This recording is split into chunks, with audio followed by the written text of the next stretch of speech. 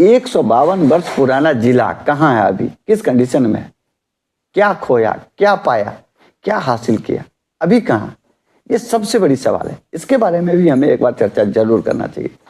वैसे हम लोग उत्सव मनाने में लगे रह जाते हैं, पिछले साल का जिक्र नहीं होता, आने वाले साल की कोई प्लानिंग नहीं होती, ये अति आवश्यक है। इसके बारे में भी हमें गंभीरता से विचार करना चाहिए। अगर हम पिछले 1 सालों का ही गणना कर लेते हैं तो हमें अगले 1 साल की गणना पता चल जाती है। हाल जो दरभंगा की स्थिति है, इसके बारे में भी आप अच्छी तरह जानते होंगे। देश दुनिया बहुत तेजी से विकास कर रहा है और हम मिथिला की राजधानी यानी राजधानी रहते हुए हमारी डेवलपमेंट कहीं से कुछ नहीं है। हमारे पास इतनी चौड़ी सड़क नहीं है जहां से दोनों तरफ से वाहन जा आ सके। ये पूरी शहर की यानी 14 स्क्वायर किलोमीटर में भी हमारा शहर है दरभंगा, उस 14 स्क्वायर किलोमीटर में कोई ऐसा सड़क नहीं है जहां से दोनों तरफ से वाहन आ जा सके और आसानी से। एक ऐसा सड़क बता दीजिए, कोई ऐसा सड़क नहीं है। सड़क से हम पिछड़े हैं।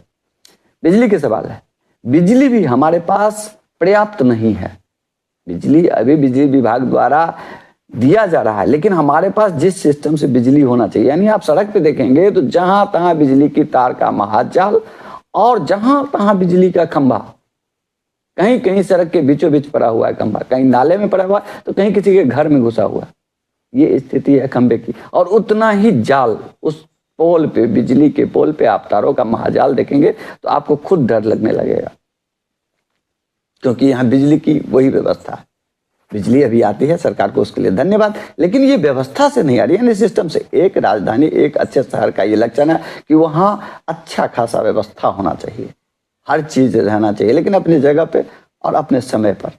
यहाँ ये चीज नहीं है। यहाँ सबसे बड़ी बात है नगर निगम का। अगर हाल पूछे तो नगर निगम के पास सिर्फ एक काम है, वो है कर वसूली। यानी वो सिर्फ कलेक्शन में लगी रहती है, सिर्फ पैसा कलेक्शन, बाकी का कोई काम नहीं। उस विभाग के पास और कोई काम है ही नहीं इसके सिवा। और एक भी काम उस विभाग का आप हमें बता दीजिए जिससे आप खुश हों, जिससे आप संतुष्ट हो। बस एक चीज छोड़ करके, जो टाइम से कलेक्शन लेने के लिए आपके घर तक पहुंच जाता है, रसीद बुक ले करके घर घर ढूंढते रहता है जो किसका घर का बकाया है, तुरंत उनके यहाँ पहुंचो और उनसे टैक्स कलेक्शन किया जाए।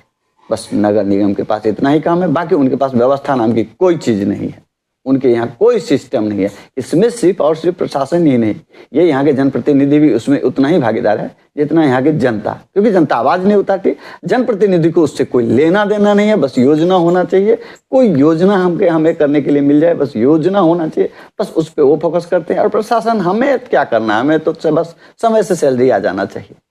ये तीनों अपने अपने काम में लगे हुए हैं, जिसका नतीजा है कि आज नगर निगम के द्वारा हमें कोई सुविधा नहीं मिलती।